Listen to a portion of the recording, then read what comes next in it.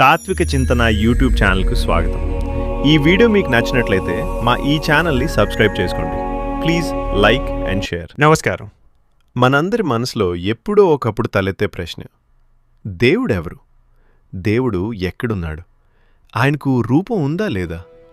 సనాతన ధర్మం అంటే హిందూ ధర్మం ప్రకారం ఈ ప్రశ్నలకిచ్చే సమాధానం ప్రపంచంలోని మరే ఇతర సిద్ధాంతం ఇవ్వలేనంత లోతైంది. ఈరోజు మన వీడియోలో సనాతన గ్రంథాల ప్రకారం భగవంతుని తత్వాన్ని లోతుగా విశ్లేషిద్దాం. మన గ్రంథాలు దేవుణ్ణి కేవలం ఒక వ్యక్తిగా కాకుండా ఒకానొక అనంతమైన శక్తిగా అభివర్ణించాయి.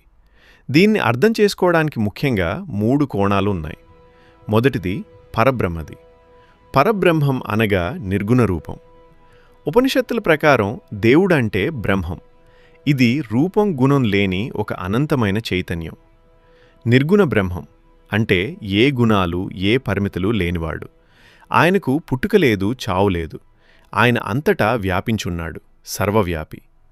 ఉదాహరణకు విద్యుత్ ఎలాగైతే మనకు కనిపించదో కానీ బల్బు వెలిగినప్పుడు, ఫ్యాన్ తిరిగినప్పుడు దాని శక్తి తెలుస్తుందో, భగవంతుడు కూడా ఈ సృష్టి అంతా నిండి ఉన్న ఒక శక్తి.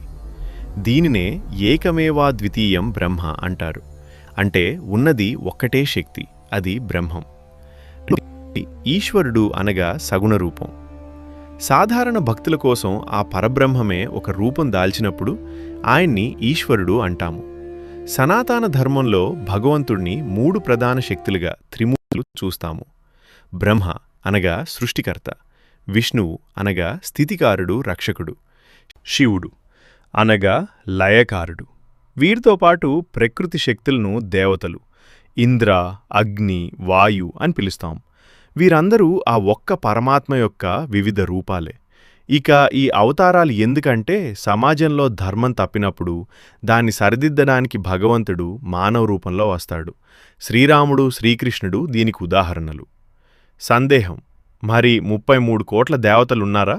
లేదు, సూర్యుడు ఒకడే. అయినా వేర్వేరు పాత్రల్లో నీళ్లు ఉంటే అన్ని సూర్యబింబాలు ఎలా కనిపిస్తాయో ఆ ఒక్క దేవుడే వేర్వేరు రూపాల్లో కనిపిస్తాడు. వేదాలు చెబుతున్నాయి, ఏకం సత్విప్రా బహుదా వదంతి. అంటే సత్యం ఒకటే, కానీ జ్ఞానులు దాన్ని అనేక పేర్లతో పిలుస్తారు. అందుకే మనం శివుడు, విష్ణువు, దేవి, రాముడు, కృష్ణుడు వంటి అనేక దేవతలను చూస్తాం. కానీ వాటి మూలం ఒకటే. ఆ మూలాన్ని పరబ్రహ్మ అంటాడు. ఉపనిషత్తులు చెబుతున్నాయి, సర్వం కల్విదం బ్రహ్మ. అంటే ఈ జగత్తంతా బ్రహ్మమే.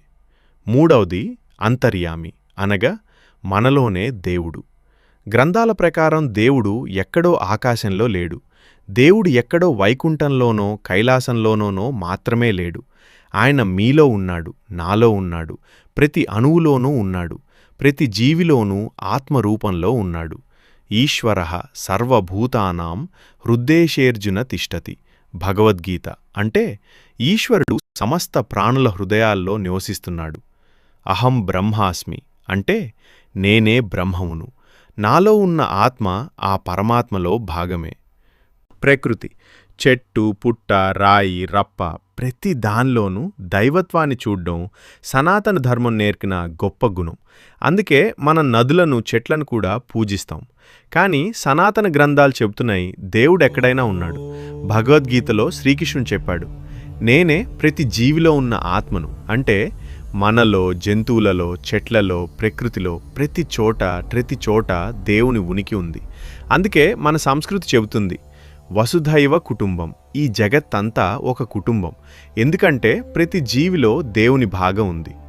దేవుణ్ణి ఎలా కనుగొనాలి అంటే సనాతన ధర్మం 4 ప్రధాన మార్గాలను చూపుతుంది. ఒకటి భక్తి మార్గం, దేవుణ్ణి ప్రేమతో పూజించడం. ఉదాహరణలు నామస్మరణ, భజనలు, పూజలు, ఆలయ దర్శనం. భక్తితో దేవుని స్మరించిన వారు త్యాగరాజు, మీరాబాయి, అన్నమాచార్యులు మొదలైనవారు. 2 జ్ఞాన మార్గం, జ్ఞానం ద్వారా దేవుని తెలుసుకోవడం. ఇందులో వేదాలు చదవటం, ఉపనిషత్తులు అధ్యయనం, తత్వ విచారణ. ఉపనిషత్తు మహావాక్యం చెబుతుంది, అహం బ్రహ్మాస్మి. అంటే మన ఆత్మే బ్రహ్మ. 3 కర్మ మార్గం, నిస్వార్థంగా ధర్మం చేయడం. ఉదాహరణలు ఇతరులకు సహాయం, నిజాయితీగా పని, సేవ. భగవద్గీత చెబుతుంది, ఫలాపేక్ష లేకుండా పనిచేయాలి. 4 ధ్యాన మార్గం. ధ్యానం ద్వారా మనసును ప్రశాంతం చేసి అనుభవించడం. అందుకే ఋషులు అడవుల్లో ధ్యానం చేసేవారు. ఇక కర్మ మరియు దేవుడు గురించి చర్చిస్తే, దేవుడు మనల్ని శిక్షిస్తాడా? లేదు. సనాతన ధర్మం ప్రకారం దేవుడు ఒక సాక్షి మాత్రమే. మనం చేసే పనులనే ఫలితాలుగా ఆయన మనకు తిరిగిస్తాడు. మంచి చేస్తే మంచి, చెడు చేస్తే చెడు. ఒక న్యాయమూర్తి చట్టం ప్రకారం తీర్పిచ్చినట్లు భగవంతుడు కర్మఫల ప్రదాతగా ఉంటాడు. కాబట్టి సనాతన ధర్మం ప్రకారం దేవుడు అంటే భయం కాదు, దేవుడంటే ప్రేమ, జ్ఞానం మరియు సత్యం. ఆయనను ఏ రూపంలోనైనా కొలవచ్చు. అది తండ్రిగా, తల్లిగా, స్నేహితుడిగా లేదా గురువుగా. చివరిగా ఒక్క మాట, దేవుణ్ణి దేవాలయాల్లో వెతకడం ప్రారంభం మాత్రమే, కానీ ప్రతి ప్రాణిలోనూ దేవుణ్ణి చూడగలగడమే నిజమైన భక్తి. ఈ వీడియో మీకు నచ్చినట్లయితే లైక్ చేయండి, మీ అభిప్రాయాలను కామెంట్ చేయండి. ఇలాంటి మరిన్ని ఆధ్యాత్మిక విషయాల కోసం మన ఛానల్ని సబ్స్క్రైబ్ చేసుకోండి. ఓం తత్సత్.